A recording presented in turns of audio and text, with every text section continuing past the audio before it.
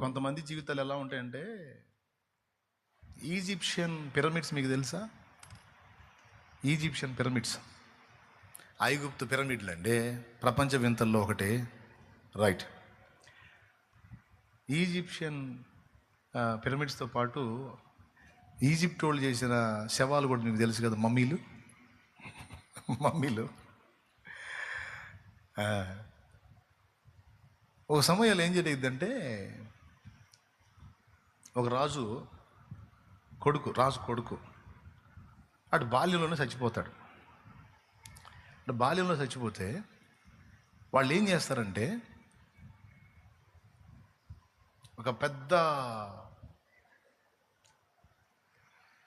ఏరియాని సిద్ధపరచుకుంటారు ఈ శవాన్ని పెట్టడానికి.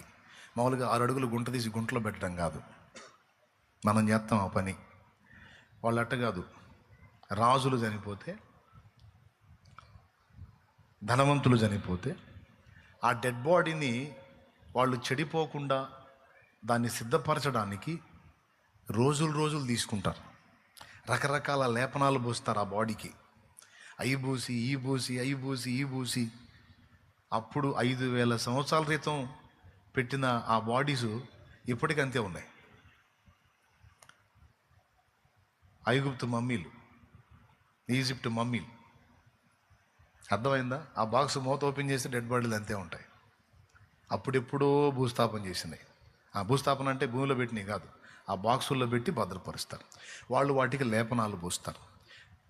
ఐగుప్తులో యాకోబు చనిపోయినప్పుడు, యోసేపు తండ్రి అయిన యాకోబు చనిపోయినప్పుడు కూడా ఆయన్ని చాలా రోజులు సుగంధాలతో సిద్ధపరిచారట, ఆ బాడీ ఖరాబ్ కాకుండా.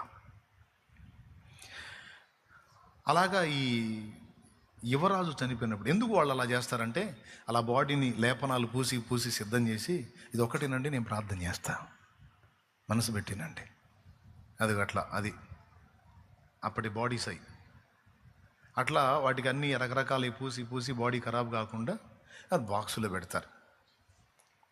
పెడతారు. పెట్టి ఏం చేస్తారంటే, ఆ బాక్స్ని ఒక ఏరియాలో పెట్టి అదంతా ఓపెన్ పెట్టేసి, ఆ ఓపెన్లో బంగారు, వెండి వస్తువులు, రకరకాలు అక్కడ విలువైన సంపద అంతా తెచ్చి అందులో పెడతారు. వాళ్ళ విశ్వాసం ఏంటంటే, ఆడు లెగుస్తాడు, లేచినప్పుడు ఇవన్నీ అడిగి ఉపయోగపడతాయని. మన వాళ్ళు తాగుబోతుళ్ళు సీసా పెట్టినట్టు తెలుసా మీకు? తాగుబోతుళ్ళది భలే సందడి ఉంటుంది చచ్చిపోయిన దగ్గర. వాళ్ళతో పాటు ఆడు తాగి చచ్చిపోయాడు.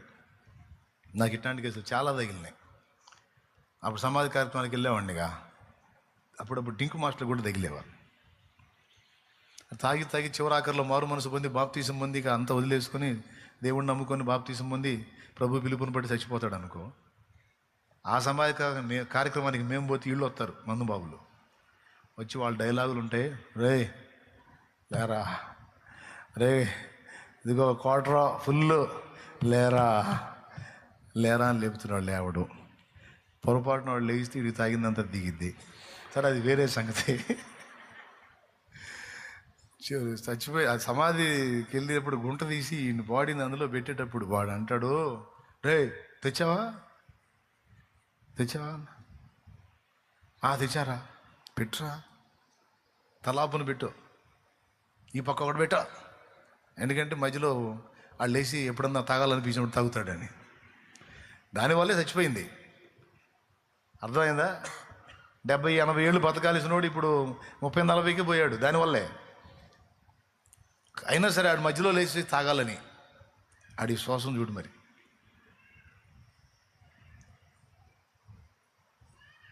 వీళ్ళు కూడా అట్లా ఆ నిధి, వాళ్ళ దగ్గర ఉన్న సంపద అంతా దాచిపెడతారు ఆడి దగ్గర, ఆ డెడ్ బాడీ దగ్గర. నీకు దాన్ని ప్యాక్ చేసి పడేస్తారు. అట్లాంటి నిధి కోసం ఈ పురావస్తు తవ్వకాలు జరుపుతారు. అలాంటి శాస్త్రవేత్త ఒకడు తవ్వకం జరిపాడు.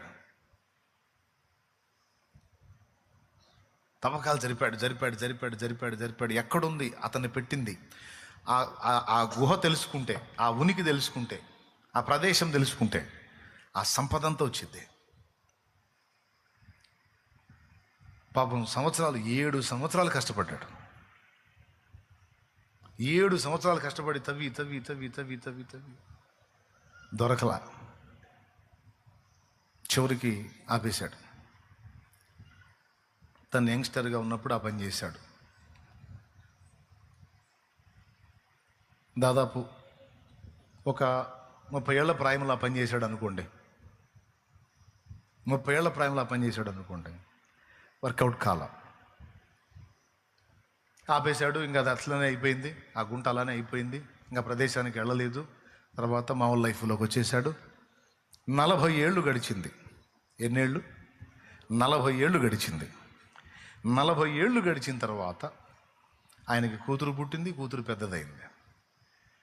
కూతురు ఒకరోజు సంభాషణలో మాట్లాడుతూ, డాడీ నువ్వు ఫలానా దానికోసం రీసెర్చ్ చేసావు కదా, పరిశోధన చేసావు కదా, అది అక్కడే ఉందనేది చాలామంది చెప్తున్న విషయం కదా, మరి ఎందుకని నువ్వు తవ్వకాలు జరుపుతుంటే 7 సంవత్సరాలు తవ్వించానమ్మా, ఏం దొరకలేదు అంటే, ఎంత డీప్లోకి వెళ్ళారు అని అడిగింది. ఎంత డీప్లోకి వెళ్ళాను, ఇంకొక అడుగు తవ్వించకపోయావా, ఒకవేళ దొరకొచ్చు కదా అని సరదాగా మాట్లాడి వెళ్ళిపోయింది ఊరక. ఇతని మనసులో పడింది అది. చాలా డీప్లోకి వెళ్ళాను, చాలా లోతులోకి వెళ్ళాను తవ్వుకుంటా. నిజంగా ఇంకొక అడుగు వరుసపెట్టి తవ్వితే ఎంత బాగుండేది, చూద్దాం, ట్రై చేద్దాం, ఇప్పుడైనా ఏం పోయిందని కొంతమంది పని వాళ్ళని తీసుకొని అదే ప్లేస్లో మళ్ళీ అడుగు లోతు పెట్టి మళ్ళీ తవ్వకం జరిపాడు. తవ్వకం జరిపితే కరెక్ట్గా అడుగు లోతు కింద అది బయటపడింది. అతన్ని పెట్టిన ఆ మమ్మీ ఉన్న ప్లేస్ బయటపడింది. ఇంకా పూర్తిగా కిందికి తవ్వారు. టోటల్ అదంతా ఆ గుహ అంతా బయటకు వచ్చేసింది. చివరికి ఆ గుహలో ఒక పక్క ఓపెన్ చేశారు. ఓపెన్ చేసి ఇతనే ముందు తల లోపల పెట్టి చూశాడు. లోపల అంత గోల్డ్ ఐటమ్, బంగారంది, అంత విలువైనవన్నీ దగ దగ దగ దగ దగ మెరిసిపోతా ఉన్నాయి లోపల. అట్లాంటిది ఒక ప్లేట్ దొరికినా బాగుండి మనకు అనిపిస్తుంది కదా మీకు. దేవునికి స్తోత్రం కలుగును గాక. హల్లెలూయా. 1 కిలో వెయిట్ ఉన్న ప్లేట్ ఒక్కటి దొరికితే అప్పులన్నీ తీరిపోతాయి ప్రభు, అట్లాంటి దొరికేటట్టు చేయను అనిపిస్తుంది కాదు. మనకు ప్లేట్లు అవసరం లేదు, దేవుడే కార్యం చేస్తాడు. దేవునికి మహిమ. తల లోపల పెట్టి చూస్తే అంత మెరిసిపోతా ఉంది. కాసేపు చూశాడు. తల లోపల పెట్టి పెద్దగా ఏడుస్తున్నాడంట. చాలాసేపు ఏడ్చాడంట. బయటికి ముఖం తీస్తే ఆయన కళ్ళన్నీ నీళ్లతో ఉన్నాయంట, ముఖం అంతా దారులు గారి ఉందంట. ఏడుస్తా ఉన్నాడు. సార్ సంపద దొరికింది, ఎందుకు ఏడుస్తున్నారని వాళ్ళంతా అడిగితే, దొరికింది కానీ దొరకాల్సిన సమయంలో దొరకలేదురా అన్నాడంట. దరిద్రునిరా, 30 ఏళ్ల ప్రాయంలో ఉన్నప్పుడు ఇంకొక అడుగు కొంచెం ఓర్చుకొని ఇంకొక అడుగు నేను అప్పుడే తవ్వుంటే ఇదంతా ఈ 40 ఏళ్ళు నేను అనుభవించేవాడిని. ఇక రేపో మాపో సస్తున్నాను నేను, ఇంకేం చేసుకోవాలి, అందుకే ఏడుతున్నాను రా అన్నాడంట. అంటే పిల్లలు ఉన్నారు, వాళ్ళు తింటారని కొంచెం గొప్ప ఆనందం ఉంటుంది, కానీ నేను పొందలేకపోయానని ఏడుపు ఉంటుందిగా, ఆ ఏడుపు అనుకోండి. కొంతమంది సైకాలజీ ఎలా ఉంటుందంటే, ఇంతసేపు ఓర్చుకొని తీరా దేవుడు మలుపు తిప్పబోయేటప్పుడు వీళ్ళు వేరే స్టెప్ తీసుకుంటారు. అర్థమైందా? చాలా కాలం నిరీక్షించి దేవుడు ఒక అద్భుతమైన మలుపు తీసుకోబోతున్న టైంలో వీళ్ళు వేరే స్టెప్ తీసుకుంటారు. ప్రాణాలు తీసుకోవటమో, లేకపోతే ఇంకొక టైపుకి దిగజారిపోవటమో, ఇంకొక దానికి ఇదైపోవటమో, ఇంకొక తప్పు మార్గానికి వెళ్ళిపోవటమో, ఏదో ఒకటి రాంగ్ స్టెప్ తీసుకుంటారు. నేను ఈ మాట మీకు ఎందుకు చెప్పానంటే, కాలాలు సమయాలు దేవుడు తన స్వాధీనంలో తీసుకొని ఉన్నాడు. చాలా కాలం గడిచిపోయిందని నువ్వు అనుకోవచ్చు. గడిచిపోయిన కాలాన్ని నువ్వు తేకపోవచ్చు, కానీ ముందున్న కాలాన్ని పొడిగించి నువ్వు ఆశించిన దానికంటే శ్రేష్టమైనటువంటి స్థితిని నీకు ఇవ్వగల సమర్థుడు దేవుడు. ఒకవేళ నేను అలా ఇవ్వను అని దేవుడు నీతో మాట్లాడితే అప్పుడు నువ్వు ఏ స్టెప్ అయినా తీసుకో. నీకు ఎప్పుడన్నా చెప్పాడా, నీ బతుకింతే, ఇది మారదు, దీన్ని మార్చడం నా చేత కాదు, నీ కర్మ ఇంత కాలాల్సిందే, నువ్వు ఇట్ట చావాల్సిందే అని నీకు ఎప్పుడన్నా ఫోన్ చేశాడా? ఫోన్ చేస్తే నువ్వు ఏదన్నా సావాలనుకున్నా, బతకాలనుకున్నా, ఆయన నీకు ఫోన్ చేస్తే ఆ స్టెప్ తీసుకో. ఇంత బతికి ఇంటి వెనకాల తెచ్చినట్టు ఏమండి?